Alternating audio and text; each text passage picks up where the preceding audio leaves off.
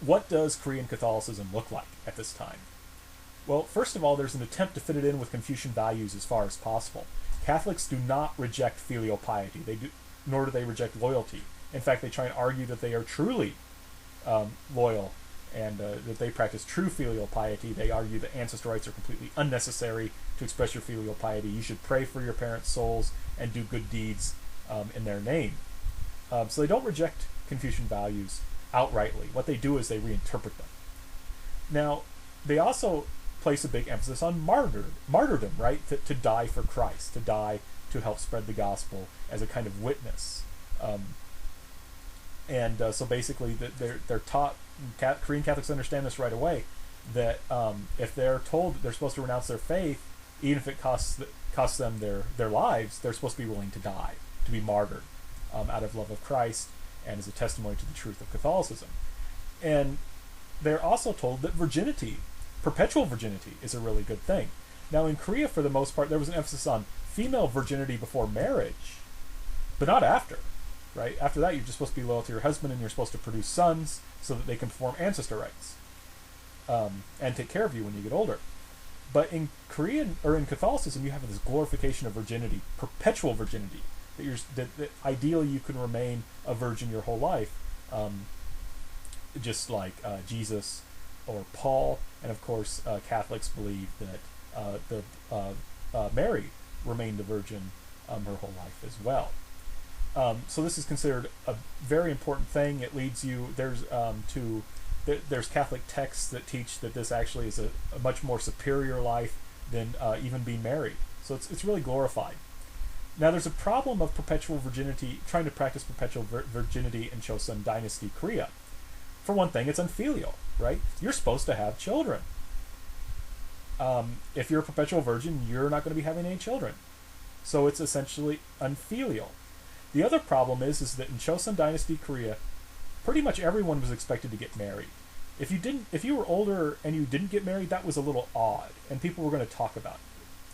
And if you're a member of a secret religious organization, you don't want to attract attention. That's a way of, attention leads to persecution.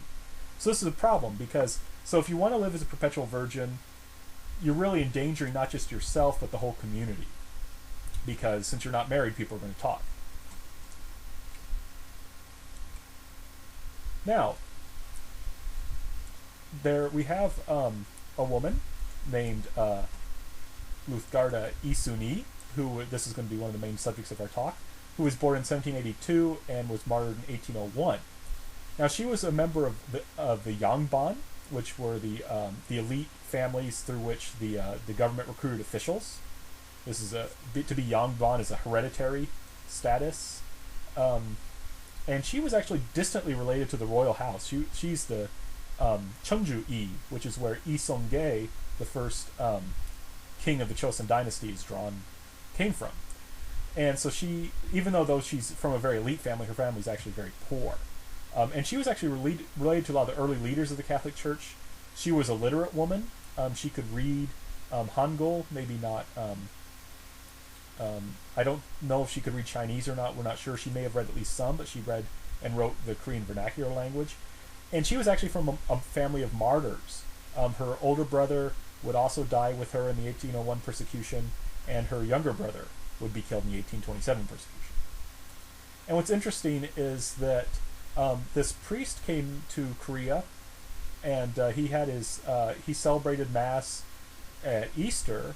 And Yi Suni, when she was a little girl, she was a teenager, I believe about 13 or 14, she took communion for the first time, and she had a mystical experience in which she decided to dedicate her life and her virginity to Jesus Christ.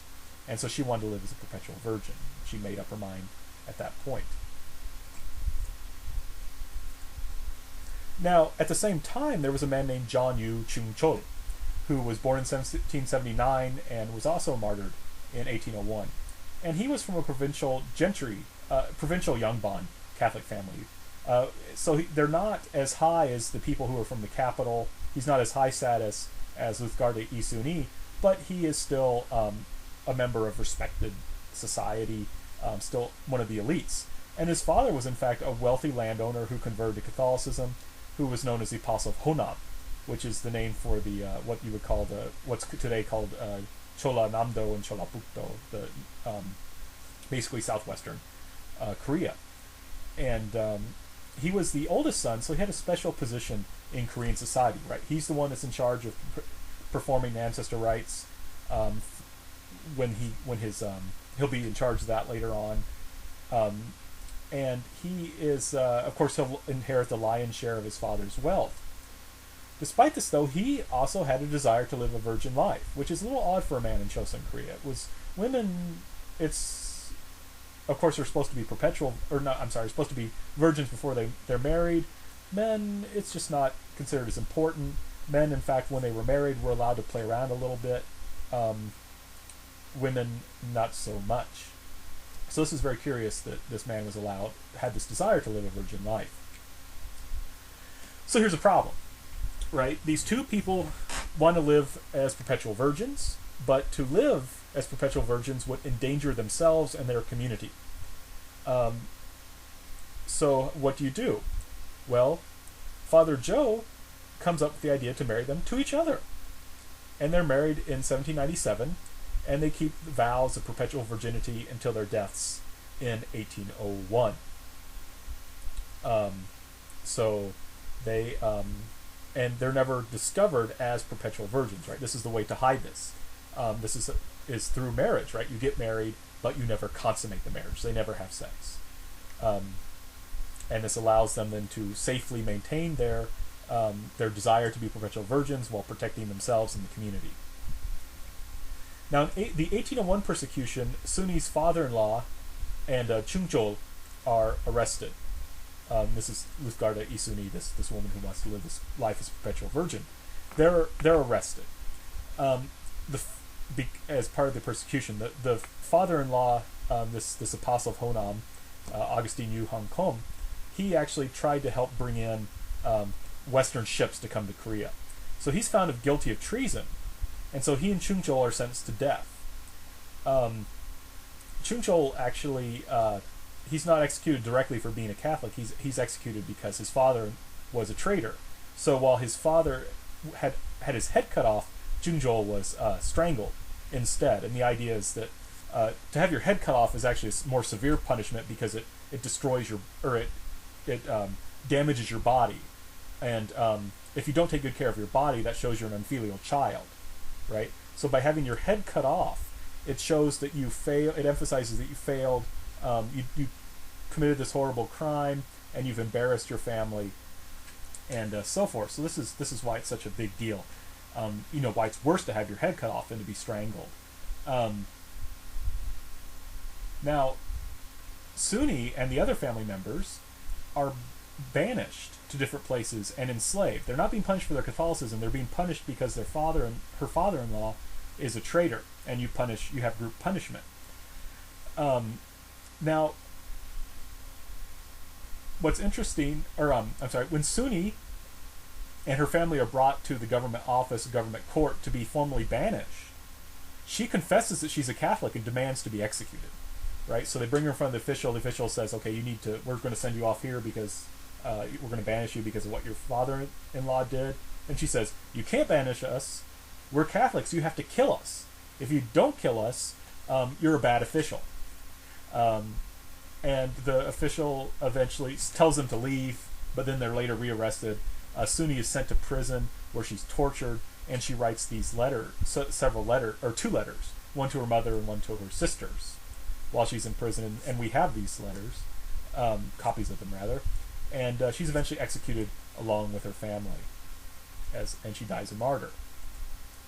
Now, the prison letters are very interesting. She has an initial short letter to her mother, a letter she wrote a little later, which is a longer letter to her older sister and sister-in-law.